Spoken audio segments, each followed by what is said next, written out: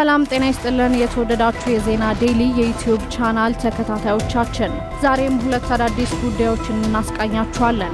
በቅድሚያም የኢትዮጵያ የምግብና መድኃኒት ባለስልጣን 44 የጨው ምርቶች ህብረተሰቡ እንዳይጠቀማቸው ጤንነታቸው ያልተረጋገጠ በመሆኑ ጉዳት ሊያስከትሉ እንደሚችል ማሳሰቡን እንዲሁም ሀገራዊ ምክክር ኮሚሽን የአማራ ክልላዊ መንግስት በአካባቢው የሚገኙ እስረኞችን እንዲፈታና ተኩስ አቁም ያለው ብሎ እንዲያውጅ ጥሪ ማስተላለፉን ጨምሮ ሰፋ ያሉ መረጃዎችን ይዘናል። ለቻናላችን አዲስ ከሆናችሁ ሰብስክራይብ በማድረግ እንዲሁም የደወል ምልክቷን በመጫን ቤተሰብ ይሁኑ።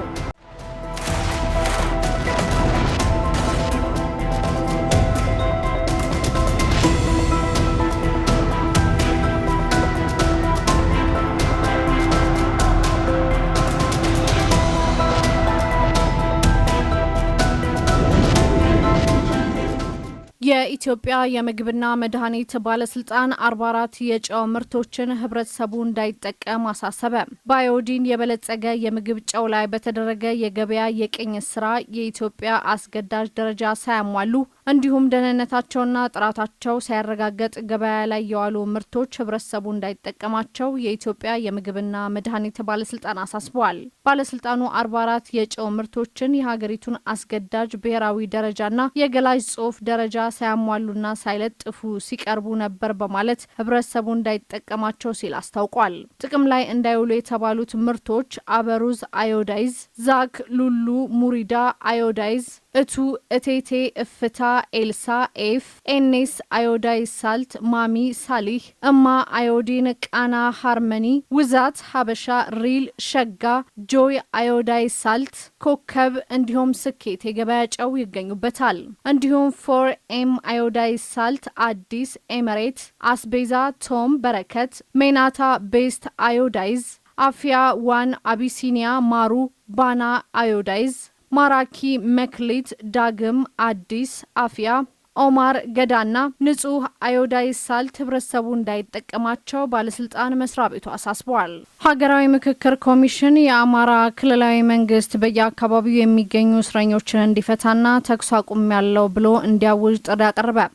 የኢትዮጵያ ሀገራዊ ምክክር ኮሚሽን ዋና ኮሚሽነር ፕሮፌሰር መስፍን አርአያ የተመራ ኮሚሽኑ ልኡካን ትናንት ወደ አማራ ክልል ባህር ዳር ከተማ አቅንቶ ከክልሉ ርዕሰ መስተዳድርና ሌሎች ከፍተኛ የስራ ኃላፊዎች ጋር ውይይት አድርጓል።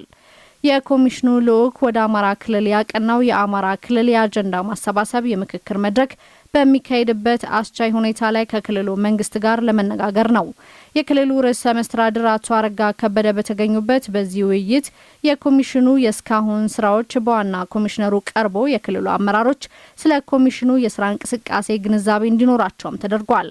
ከኮሚሽኑ የቅርብ ጊዜ የስራ እቅዶች መካከል አንዱ በአማራ ክልል የአጀንዳ ልየታ የምክክር ምዕራፍ ማካሄድ ስለመሆኑ የኮሚሽኑ ልኡካን በክልሉ አመራሮች ያሳውቀዋል። በክልሉ ታጣቂዎች የሚንቀሳቀሱ ኃይላት ወደ ሰላማዊ ንግግር ወደ ሰላማዊ ንግግር እንዲመጡ የክልሉ መንግስት እያደረገ ያለውን የሰላም ጥረት ያደነቀው የኮሚሽኑ ልኡካን ቡድን ሆኖም አሁንም መሰራት ያለባቸው ያላቸውን ስራዎችም ጠቁሟል። ኮሚሽኑ ምክክሩን አካታች በሆነ ሁኔታ ማከናወን እንዲችል በማንኛውም አካባቢ የሚገኙ እስረኞች እንዲፈቱ የክልሉ መንግስት በራሱ በኩል እርምጃ እንዲወስድ እንዲሁም በሌሎች ላይም ግፊት እንዲያደርግ ልኡኩ ጠይቋል። በክልሉ ያለው ግጭት ቆሞ አስቻይ የምክክር ሁኔታ እንዲኖር መንግስት ተኩስ አቁም ያለው ብሎ በማወጅ የመጀመሪያውን እርምጃ እንዲወስድ የኮሚሽኑ ልኡክ ጠይቋል።